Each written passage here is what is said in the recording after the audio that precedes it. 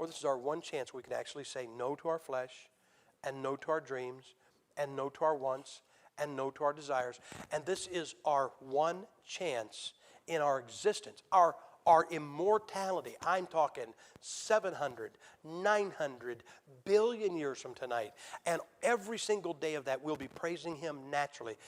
And we're going to look back to this blink of an eye, and we're going to say, that was the one chance I had when I could have done this of my will. When I had another option. When I could have said, Lord, just forget it. I'm going to heaven. I don't have to worry about it anyway. I've got things to do, and I've got somebody to serve. And you know what I want to do, guys? I want to serve him with every second I have here.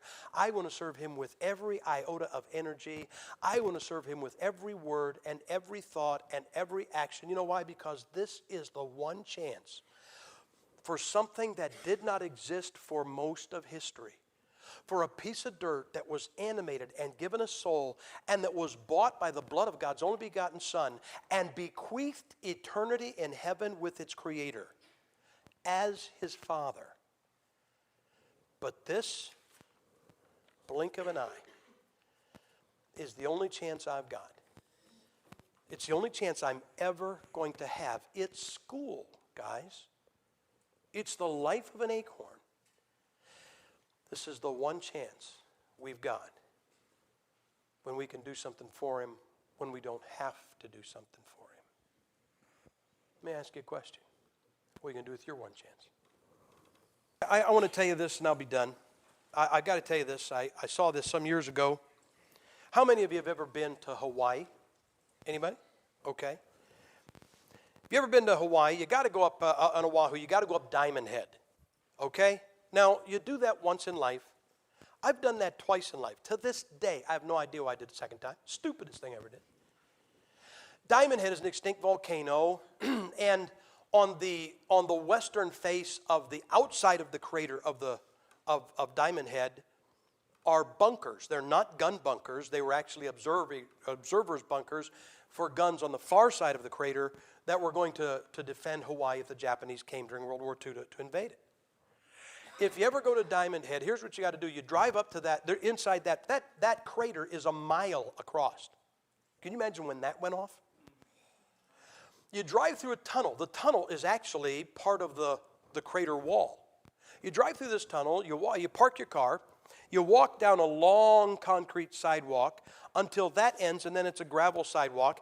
And then what you do is you're walking, and you're coming to the inside edge of that crater, and then you start back and forth and back and forth and back and forth and back and forth and back and forth and back and forth. You're walking up toward the top of that edge of that crater. This path takes you to a tunnel. It's a person tunnel. It's only about this wide. It's not a car tunnel. It's on the path. And in World War II days, there was lights in there, but the lights are no longer there. So you're walking into pitch darkness. You say, no, I'll look through the end of the tunnel and see the light. No, because the tunnel dog legs. So you can't see the end of the tunnel. But there is a railing. Oh, I'll hold on to the railing. So will you and the guy coming your way. So you go through this tunnel like this. Oh, excuse me. Oh, yeah. Oh, excuse me. You know, when you get through, you don't have a watch or a wallet. When you get through the tunnel, you know where you are? You are standing at the base of some sadistic man's dream. Because you are now standing at the base of 99 steps. I'm talking steps that go up like this. I mean, you've got to go up 99 steps. You say, I won't do it. Oh, after all that, yes, you will. After all, you're going up. You say, oh, when I get up that 99 steps, I'm there. No, now you're in the base of one of these observatories, these observing stations. But now you've got to go up a spiral staircase while all these other people are coming down the spiral staircase. This is an exciting time in your life. Now you're where they observe through the opening, but you're not going to do that. You're going to crawl out the opening. That's what you do. You crawl out the opening and get up on top of these concrete things, and you spend about the next hour. You say, why? Because when you get up there, you think, I ain't turning around right away. I never plan to do this again, and I'd like to breathe. And it was 1990, and my wife and I, we back and forth through the tunnel, up, step, up the circle thing, through the window, and we sit up there. And I told you, we went up there another time. I have no idea why I went up there, but unless it's in a helicopter, I plan never to do it again. First time we went, we did that. We finally came back down the spiral staircase, down 99 steps, through the tunnel, back and forth, down the edge of the crater, down the gravel walkway, and we just got to the concrete walkway. And of course, there are people that are coming down, and there are people that are going up.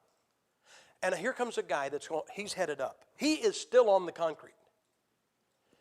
He looks to be, for some reason, this came to my mind, 83. Maybe he was 93, I don't know.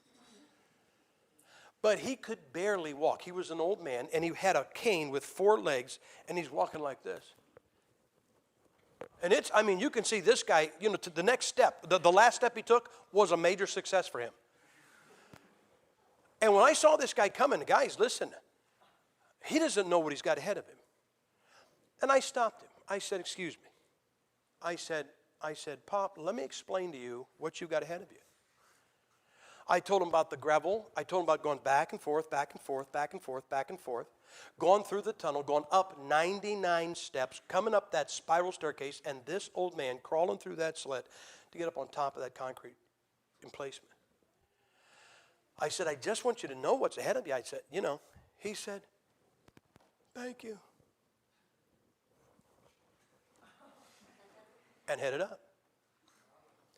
And I pondered that. I thought, why would he? Look, nobody would do that. In fact, I don't believe he ever made it. I don't know. I didn't read the paper next day that an 83-year-old guy died halfway up. But you know what I thought? I thought, what would motivate that guy, knowing what is ahead of him, to try to do that? And it hit me. Going up Diamond Head for him? I'll bet you wasn't his first time. I'll bet you he was up that thing many times when he was about 21 or 22 years old during World War II. I'll bet him and some of them guys in the Army, when they ran up, I bet they had competitions running up there. And I'll bet when the war was over and he was discharged, he said, someday I'm going to go up Diamond Head again.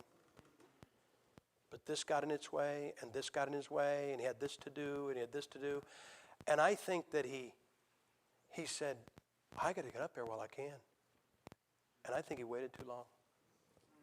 I think his chance was past.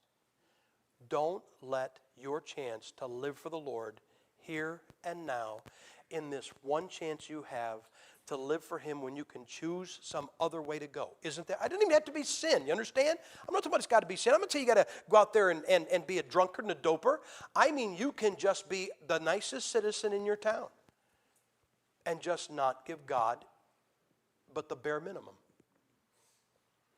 and miss your one chance. You know what some of you are going to do? Some of you are going to get to where you can see the sun is setting in your life, and you're going to decide, now I want to climb Diamond Head. Now I want to give God my years. Guys, don't wait too late. Let's pray.